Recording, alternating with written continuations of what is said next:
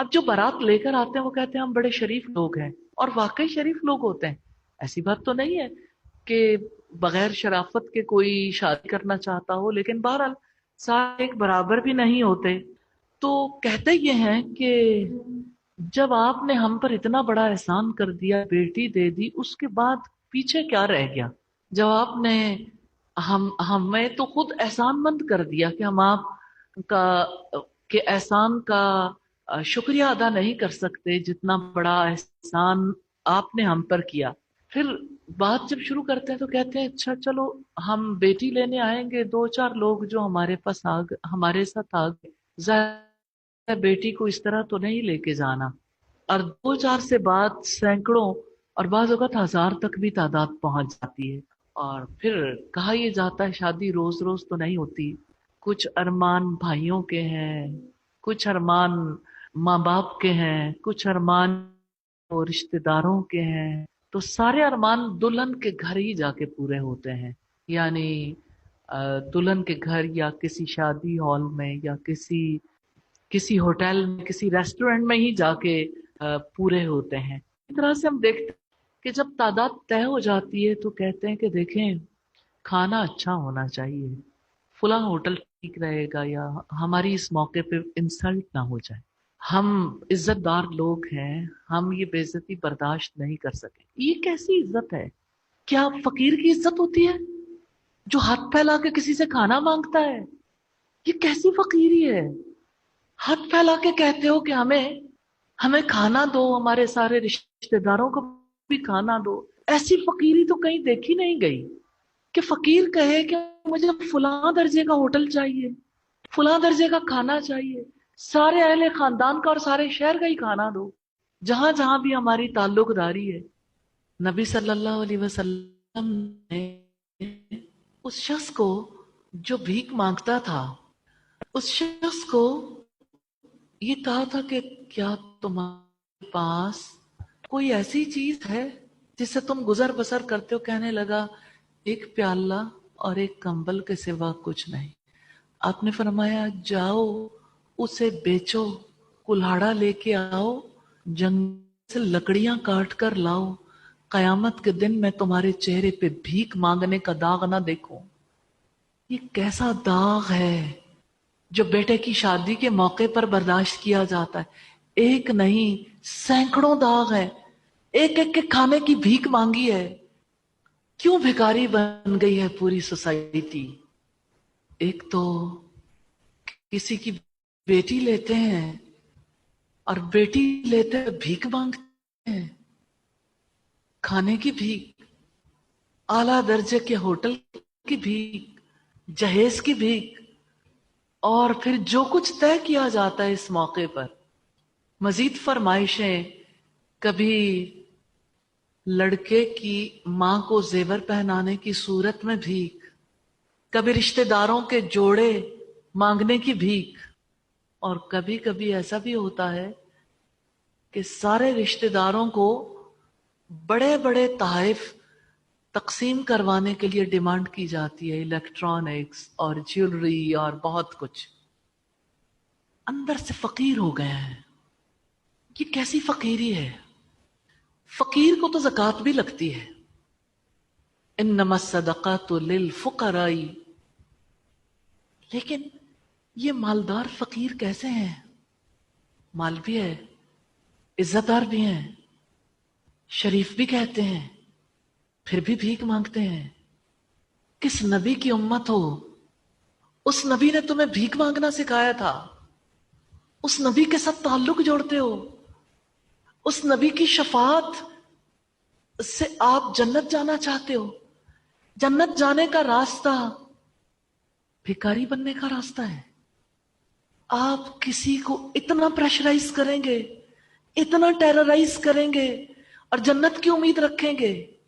یہ کیسی عزت ہے کہ جن مہمانوں کو آپ کو خود کھانا کھلانا چاہیے ان کو آپ کسی کے سر چڑھا دیتے ہیں کہ ہمارا کھانا کوئی اور کھلائے گا. اس کو اپنے لیے عزت سمجھتے ہیں. سبحان اللہ، یہ کیسی عزت ہے جو اعلیٰ درجے کے ہوٹلوں کی بھیک مانگ کر لوگوں کے سامنے اپنی اس عزت کے واسطے رکھے جاتے ہیں، اپنی شرافت کی کہانیاں سنائی جاتی ہیں۔ اور آپ سوچیں کہ بیٹی کو کھانا کھلاتے ہیں، بیٹی کے مہمانوں کو، براتیوں کو کھانا کھلاتے ہیں، پھر بیٹی چلی جاتی ہے، پھر 7 دیگیں بھیجتے ہیں کہ مہمان ٹھہریں گے، ان کا کھانا ہے۔ اگلے دن دلہا دلہن کا ناشتہ جاتا ہے، ساتھ میں سارے رشتہ داروں کا بھی ناشتہ۔ ایک ہی فکر لڑکی والوں کو لاحق رہتی ہے، اس موقع پہ کوئی غلطی ہوئی تو سمٹی رشتہ توڑ دیں گے، اور بیٹی کو داغ لگ جائے گا کہ بارات واپس چلی گئی۔ بارات آ گئی کا نعرہ جب بلند ہوتا ہے نا، اس وقت کوئی ماں باپ کے دل کو دیکھے، سہمے ہوئے ان چہروں کو دیکھے جو زبردستی کی مسکراہٹ سے استقبال کرتے ہیں۔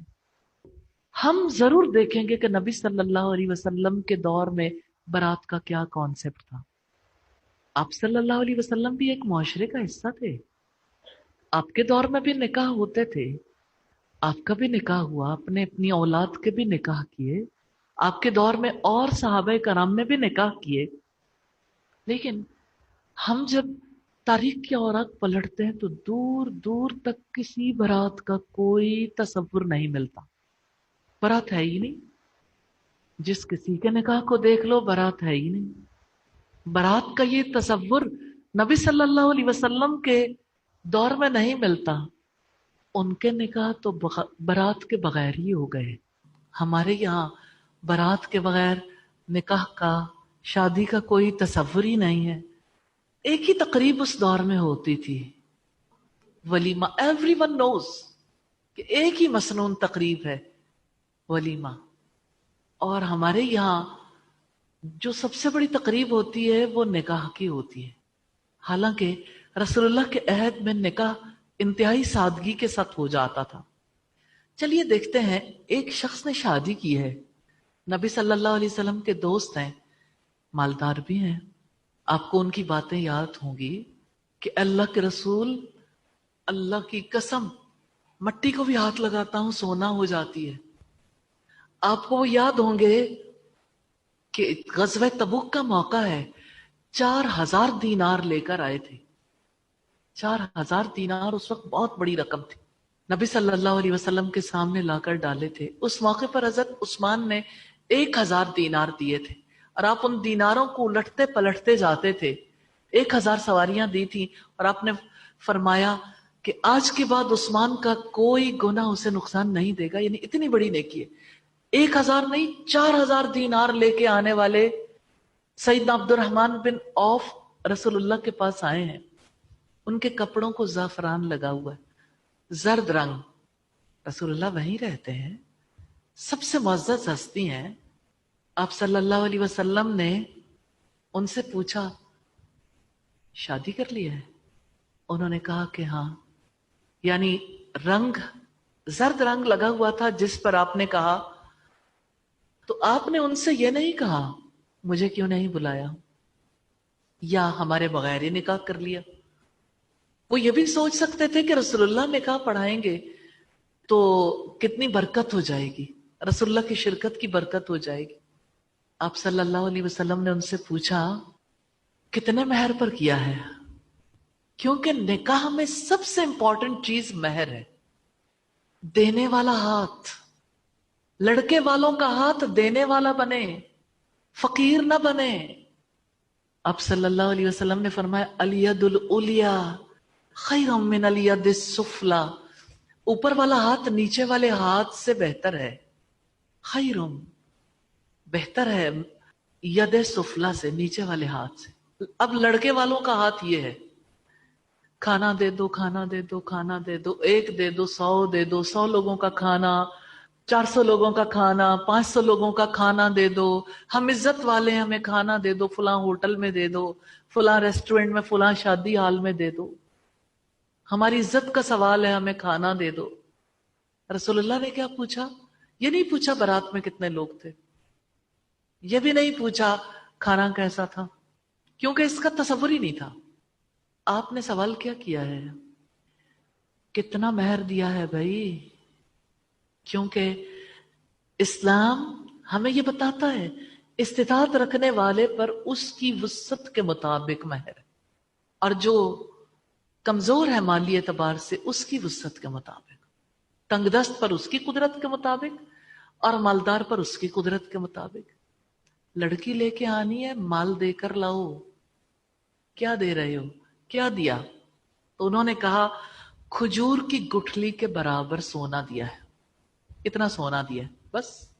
آپ نے یہ سن کر فرمایا اولم ولو بشات، ولیمہ کرو اگرچہ ایک بکری ذبح کر کے ہی کرو۔ ہمارے نبی کس قدر انصاف اور حق پر چلنے والے تھے۔ کھانے کا خیال آپ کے ذہن میں آیا، اولم ولیمہ کرو، ولو بشات اگرچہ ایک بکری ذبح کر کے کرو۔ تو نکاح کے بعد آپ کو جس کھانے کی طرف رغبت دلانی تھی وہ ولیمہ تھا۔ اس ولیمے کی بکری لڑکی والوں نے نہیں دینی تھی، اس کا انتظام لڑکے نے اور لڑکے والوں نے کرنا تھا۔ آرڈنری سوچ سے اوپر اٹھ جائیں، کنڈیشننگ ہو گئی نا ایک ماحول میں رہتے ہوئے، ڈی کنڈیشنڈ کر لیں اپنے مائنڈ کو، اچھے طریقے سے سمجھ لیں۔ شادی کے موقع پر صرف ایک تقریب ہے، ایک تقریب، ولیمہ، یہی مسنون ہے، اس کے علاوہ کوئی تقریب نہیں ہے۔ اس کے علاوہ جتنا کچھ ہے سب خود ساختہ، من گھڑت نقالی کر کے۔ پھر آپ دیکھیں کہ اگر ہم جائزہ لینا چاہیں ایک بارات کا شروع سے لے کے آخر تک، کس کام پر ہم یہ ثابت کر سکیں گے کہ ہم نبی صلی اللہ علیہ وسلم کے امتی ہیں، مسلمان ہیں، ہم اللہ تعالیٰ کی ذات پر ایمان لاتے ہیں، ہم نبی صلی اللہ علیہ وسلم پر ایمان لاتے ہیں، لا الہ الا اللہ محمد رسول اللہ، زبان سے کہہ بھی دیا لا الہ تو کیا حاصل، دل و نگاہ جو مسلمان نہیں تو کچھ بھی نہیں۔ چومی گویم مسلمانم بلرزم کے دانم مشکلات لا الہ را۔ جب میں کہتا ہوں کہ میں مسلمان ہوں تو میرا دل لرز جاتا ہے کہ میں جانتا ہوں لا الہ الا اللہ کہنے کی مشکلات کیا ہیں۔ زندگی بدلنی پڑتی ہے، جو رب چاہتا ہے ویسا طریقہ اختیار کرنا پڑتا ہے۔ آج کوئی تو آغاز کرے گا، کوئی تو سوچے گا،